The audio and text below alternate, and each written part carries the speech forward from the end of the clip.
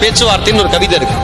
எறும்புகளோடு பேச்சுவார்த்தை. இந்த கவிதை மறக்காம எல்லாரும் படிங்க. அவ்வளவு அற்புதமான கவிதை. செருப்பு கொண்டு அடிச்ச மாதிரி இருக்கும் நமக்கெல்லாம்.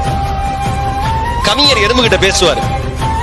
எறும்புகளே எறும்புகளே, உயிர் துளிகளின் ஊர்வலங்களே, உலகின் மிகச்சிறிய பூச்சியினமே, உலகின் மிகப்பெரிய ஆச்சரியமே, உங்களோடு சிறிது நேரம் பேச வேண்டும், செவி சாய்ப்பீரா?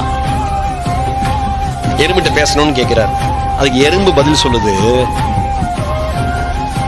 நின்று பேசி நேரம் கழிக்க நாங்கள் ஒன்றும் மனிதர்கள் இல்லை.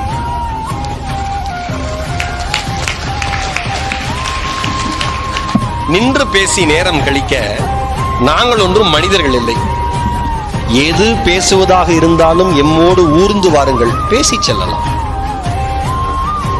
இது படிச்சதுக்கு அப்புறம் எறும்பெல்லாம் பார்த்தா கையெடுத்து கும்பிடுறேன்.